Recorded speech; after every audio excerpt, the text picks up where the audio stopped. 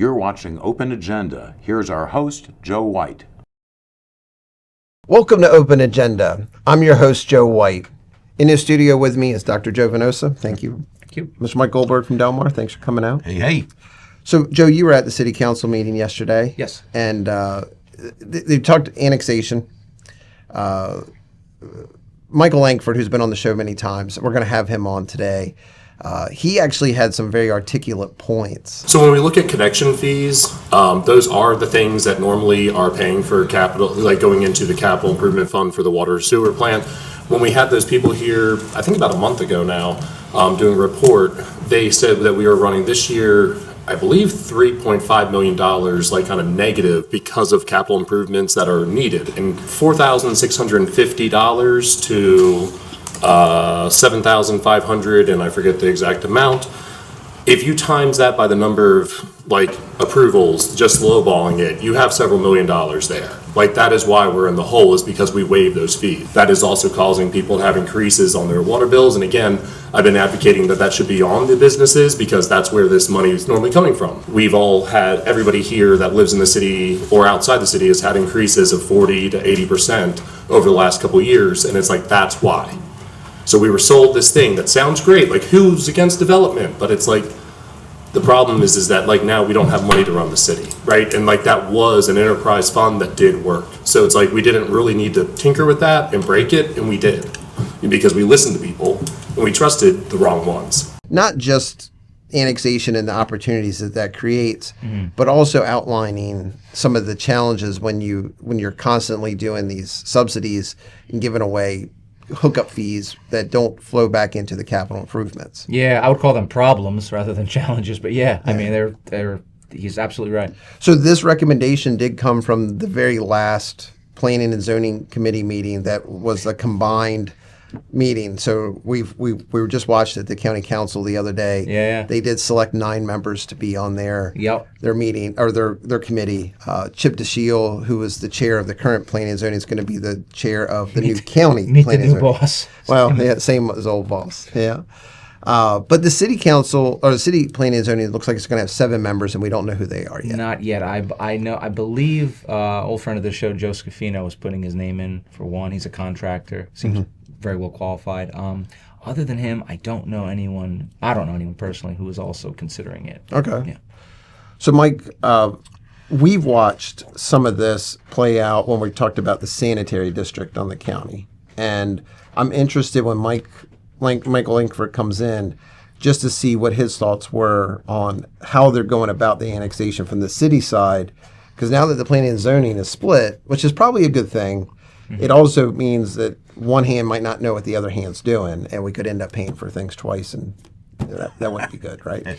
Imagine that with government, one hand not knowing what the other's doing.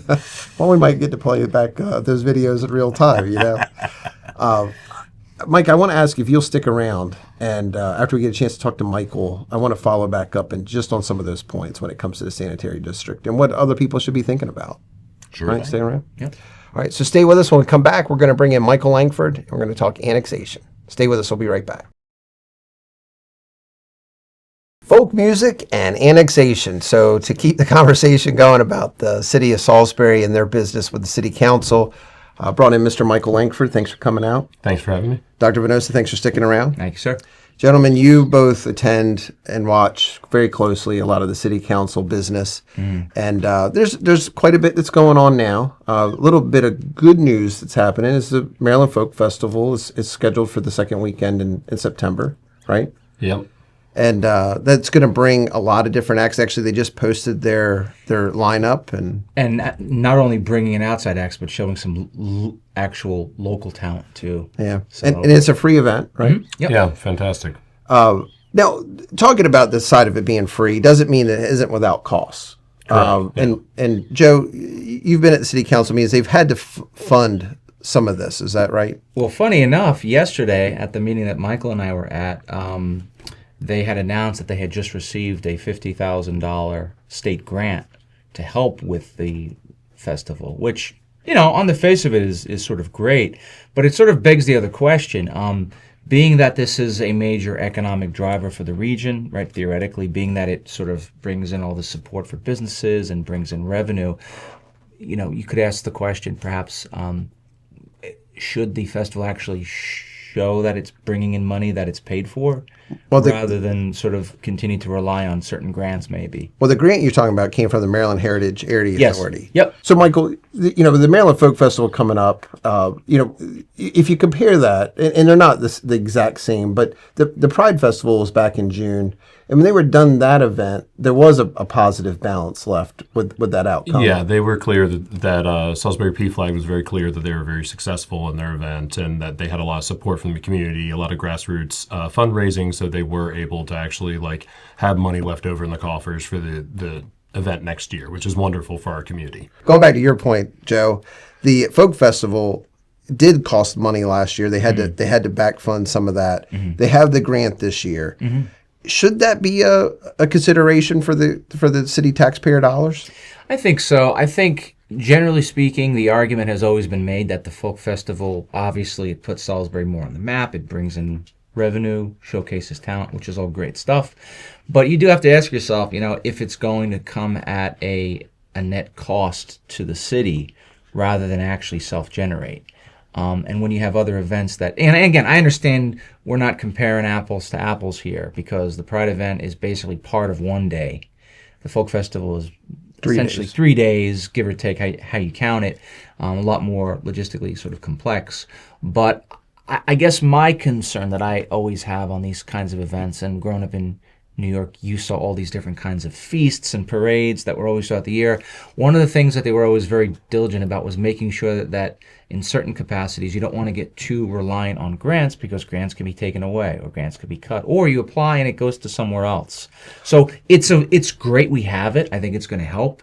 But I guess the question becomes, can we develop a more sustainable model for making sure that these kinds of events aren't dependent on this funding stream? Well, talking about sustainable models, Michael, I was pretty intrigued by your comments yesterday during the public comment section. You were talking about the infrastructure, especially with water and sewer. Yeah. In the city of Salisbury, that is an enterprise fund. That should be a self-sustaining fund. Yeah. And the only way it's stayed self-sustaining the last few years were these humongous increases in water and sewer bills. We've covered on this show about the new sanitary district for the county, and they're going to do some not annexation, but they're going to tie in some homes in the county part in the donut areas in these little holes. But those folks are going to be paying some sort of rate, maybe 1.5 times the rate of the city of Salisbury for city of Salisbury services. Yeah. A lot of that's getting funded with grants, as Dr. Venosa said. That could be a tricky, slippery slope. But you've done some numbers here, particularly with the Horizon program and how that is waiving some of these fees. Can you explain a little bit more about what you meant with your comments last night? Yeah, sure. So it depending on the type of development, part of the Here's Home initiative is the idea was to incentivize development. And their idea of incentivization was basically make it cheaper for the businesses, lower their overhead by waiving what were presented as merely bureaucratic and some kind of formalist fee or something. Hookup fees. Yeah, and it's connection fees, and those are not actually just symbolic or just red tape. They go into that enterprise fund that you just referenced, which then goes into pay our capital improvement project. So the businesses are normally why we're able to stay ahead, and that is a self-generating fund. But when you waive all of those fees for a period of time, it actually ends up being millions of dollars that we're short. And in the end, those fees aren't really waived as much as they're just redistributed to regular people. The people who are already paying their bill. Correct. Well, so that was the numbers Michael gave me, was just with what's in the queue right now to be waived, so to speak, you're talking 2,442 units. If you use just a lower number that you had, the $4,650 number for hookup fees, you're talking over $11 million. Now, I've heard Mayor Randy Taylor echo the same concerns, not just about water and sewer, but also about fire service and parking. Yeah. Okay, so gentlemen, you guys are city taxpayers. I mean, does this scare you a little bit? I don't know if it scares me as much as enrages me to some extent. Okay. Particularly when, we've been down this road for years and it hasn't had any noticeable impact in the sense of, there's this sort of, there's this sort of zombie-like approach. It's like, okay, we're going to do this again. We're going to follow this model of subsidizing costs. But again, we're not really subsidizing them in the sense of they're in this magical place. The subsidy is what we pay for. And in the end, when you take away your tax base, your residential base, the relatively small amount of people in the city that own their homes, you're basically robbing Peter to pay Paul. And then you're also kicking people down who really do need the help. Why don't we have a policy where we actually incentivize first-time home buyers for these kind of things rather than a business that's going to settle in the city anyway? Well, Michael pointed out to me with some of the numbers, this developer in particular, with that one annexation that happened yesterday off of Gordy Road, or Gordy Road and Beekland Park Drive, that they've changed it from single-family homes into townhomes, which when I guess the number they used was about $160,000, right? Yeah, 160,000. Yep. So if you take our per capita and you were to use that and 30% as the margin for affordable home, that leaves you less than $1,000 in this county if you use the per capita income. Yeah. So we're building homes that aren't in that affordable housing demographic. We're waiving fees that then get put onto the people who are paying. Well, and not only that, but we're also just missing a kind of an easier fix. And you and I had talked about this yesterday at the council meeting. But, we are still waiting in perpetuity, it seems, over the city just adding an affordable housing component to their code. That was brought up by Councilwoman DeShiel and Jackson in regard to this project. They said, is there a way to stipulate that there is an affordable housing component? I'm wondering when, I know April and I, or Councilwoman Jackson and I, when there was an annexation, I think West Road, beyond West Road. And I realize that annexation is separate. We don't have control over what they do after it's annexed.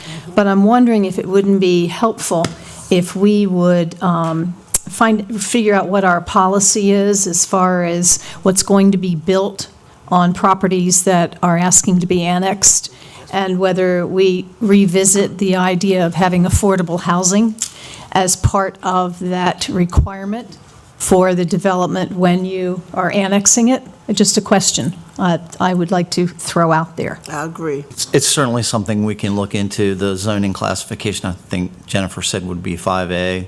So you've got those permitted uses within 5A, and if we want to build something in for affordable housing, we just need to do that as a team. And it's not even the point of building just for affordable housing, but when they build these developments, we were asking that they would have a certain amount of affordable houses in there. Like if you're building a development, you're building like apartments. If you're building 75, at least make sure 10 or 15 of them are affordable. But would that be more appropriate for at the beginning and for like DID, like in the initial and for planning to kind of know before it gets to, okay. So thank you for those suggestions, and we'll pivot that and work together for that. And when I spoke, I just made the comment, well, you can do it even a lot simpler and a lot more cohesive by putting it in the code itself. But as I said, I don't believe they'll ever do it because I don't believe they're serious. Well, what other solutions should they consider? I mean, what else are the elected officials maybe missing when they're deciding if these processes are beneficial for the taxpayers or not? I think that the reason why we're in this place with the Here Is Home is that the way that people are selling this is very belief laden. So a lot of the problem in our local political scene echoes the problems on the national scene, where people just want to be right. They want to believe that the answer is going to arise when you believe the right thing about the circumstance, about the situation, about the people. Faith will get you there. Yeah, and it is a religious mindset where people yeah. just have this, like you said, a faith that this is just all going to work out if we just do the right thing. And how do we know it's the right thing? Well, this person over here told me conveniently enough. And it's just we have to stop operating that way, in the political game locally. So are we missing this because we're too worried about separating ourselves into Democrats and Republicans, and which may work on the national level, but is maybe not working for us here locally? That's a part of it, although you could make the argument, and I will, that in terms of the typical kind of corporatist approach, whether you're Dem or Republican, there's actually a pretty big consensus on that. It would seem even at the state level and certainly locally, meaning when it comes to the big business interests of, they'll use the term being business friendly. I tend to look at that as corporate welfare more often than not. And I do think that there is an odd party consensus, so at least among kind of the mainstream. Is that? I would say that, I agree with you. I think it's the politically ambitious versus the service-minded amongst us. Okay. That's the contrast I would draw. So you have people like Deshaun Dowd. If you can look at the summary of the council comments at the end, when it comes to April Jackson, she's talking about Game On, a program that the city ran in parks in the city. She's talking about Relay for Life. Sharon DeShiel has been talking about programming at the firehouse. Their comments are summarizing things going on in the community. When we pivot to Angela or Deshaun, Gregory wasn't there, but Deshaun's talking about his going to some governor's conference about, I don't know, some kind of new office for equity inclusion they made. The only thing I have is that I had the opportunity to attend the governor's subcabinet for social economic procurement summer roundtable, and again, it fits with our discussion earlier. But we were just discussing, and they were trying to get some insight on making sure that minority, small women, small businesses, and minority businesses were getting the piece of the pie when it comes to the procurement process. And so it was really, I know that folks here have. I remember the comments of concern over developments that are happening here and making sure that, again, not just the big developers or the big construction companies are getting that. And so, again, this is a concern. It's trickling down. So initiative that from the top, from the state level down, they are effective October 1. They are creating the Maryland Department of Social and Economic Mobility, which they are comprising 3 offices together. So the Governor's Office of Small, Minority, and Women Business Affairs, the Office of Social Equity, and the Office of Minority Business Enterprises. Their mission, I'm going to read it briefly, is to advance social and economic mobility for all Marylanders by removing structural barriers, investing in inclusive opportunities, and aligning state resources to support historically underserved communities and businesses.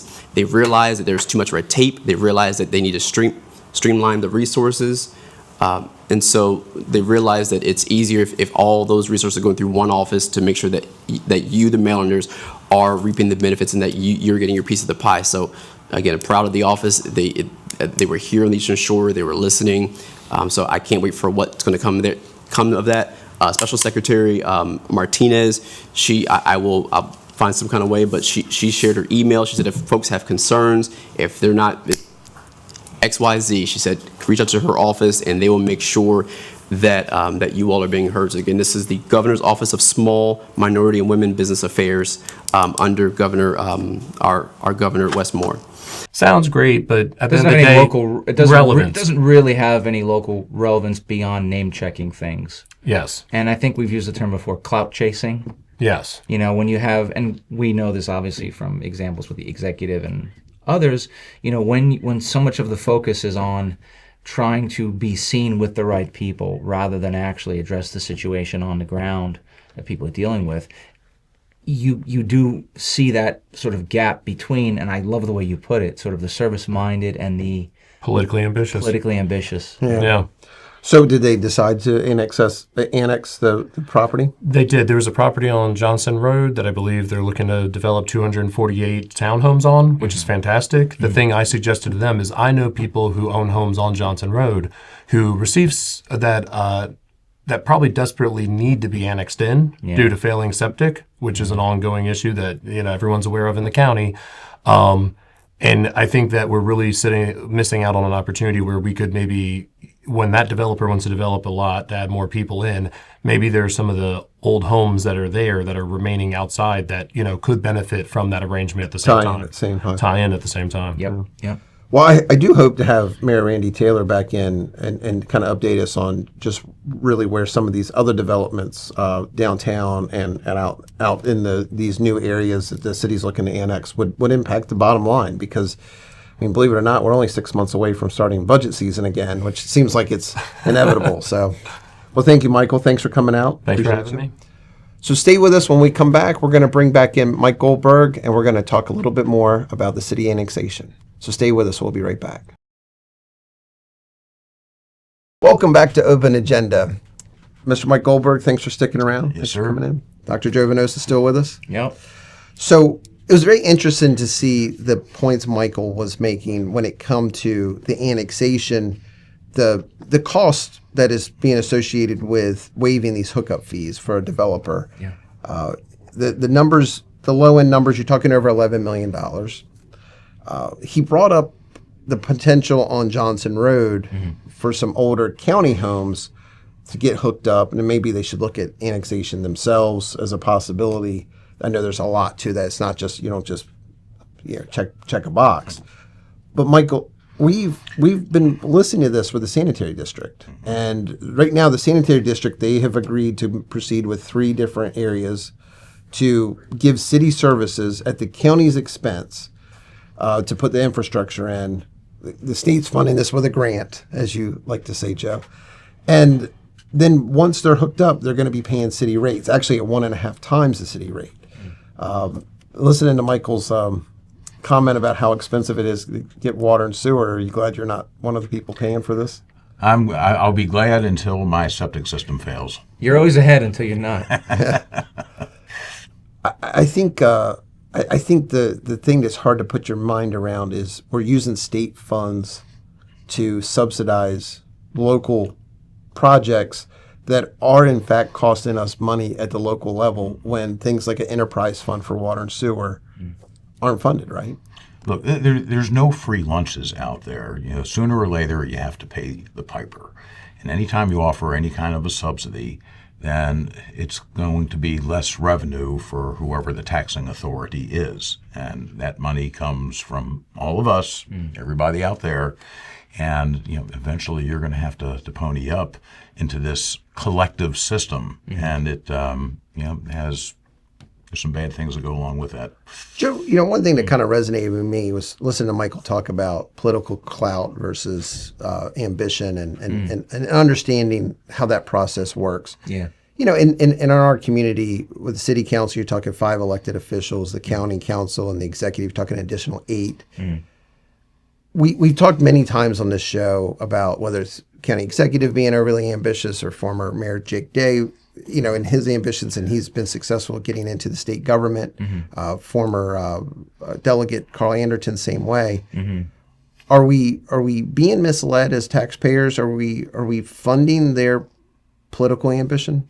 I mean, I think that's, to some extent, that's always true, regardless, even amongst the most well-meaning politicians. I think the difference, though, is that are the policies that we are pursuing with this particular class of local political figures that we're talking about, are we getting anything for it in a improved quality of life, real-time situation? Is what you all are asking in the city, are you asking for, is your ultimate goal just to get to affordable housing? Is that what you're trying to get to? It was interesting because as Michael and I were there watching the presentation at the city council of, they were unveiling the new city website, which is great. It needed to be updated. They had some computer issues setting it up, but once they did, they showed the website, and it was great. And they were talking about all this, downtown development, business development. And then at a certain point, somebody turned it, I think it was a city employee who turned to one of us and said, don't 90% of people in Salisbury live outside of downtown? And this is part of the thing that we fail to think about is we're so busy sometimes looking at the shiny object here that you forget that there's all this other stuff that we neglect. It might not be, as sexy as a downtown event, but, roads do need repair, even bike lanes. We have to fix the issue of, I think, we have a huge crisis of senior citizens not having access to a bus those are basic city functions that I think we have looked beyond because we followed other projects that aren't really as tangible for regular people. And so to that point, I would almost have more respect for their political ambitions if the tangible benefits were actually seen by regular, everyday people who are not involved with the Greater Salisbury Committee or are not involved in lobbying groups in Annapolis. I'm talking about your regular person who is not politically connected. Well, Mike, you and I, we were at county council meetings last week, and it was raining that day. It was a challenge to find parking down there at that point. You're talking about a website. I mean, is a website going to make you go downtown any more than having a place to park? Personally, I avoid going downtown. I go downtown to go to the council meetings. It's not where I go for a meal. And Not even ice cream, huh? well, I won't make a special trip, although the ice cream downtown is pretty darn good, I must say. But when you have difficulty in parking, it takes all the fun out of it. You know, I don't want to be riding around the block looking for some place to park, and I also don't want to have to pay through the nose just to go downtown and have a scoop of ice cream. I avoid downtown, and having cultural amenities, for instance, the forthcoming Performing Arts Center. What does that do to change the quality of life for people who live outside the central business district? It doesn't really do anything for them. If the rest of the folks can't get down there to enjoy the art center, then it really won't matter. Exactly. And if the people who are living already in that area can't afford their water bill, they're just going to leave too. So it's really weird how you're stuck. And that's the dynamic, is that I don't think we're getting, like, I don't want to speak for him, but Michael and I, we're I mean, I'm not as artsy as he is, and certainly not as talented, but when we talk about cultural things in the city, we recognize those are really important things. That's part of what in human history have made cities places where artists go. That's not going to change anytime soon.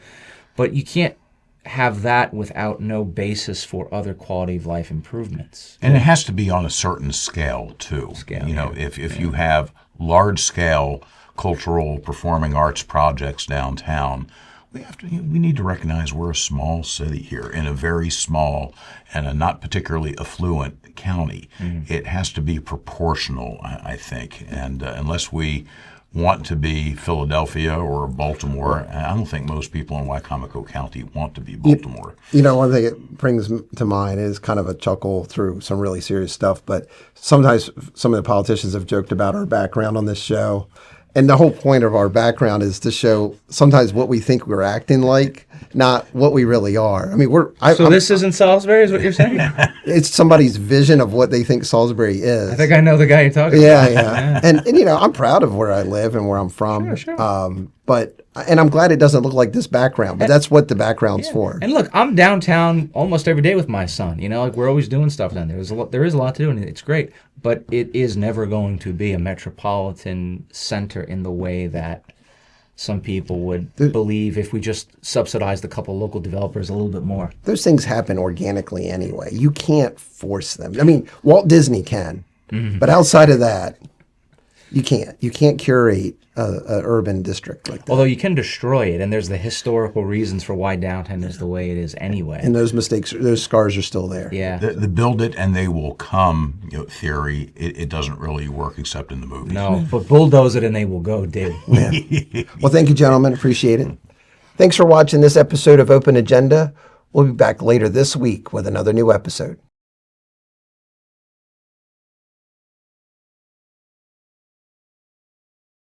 Otherwise, we're in the blind here.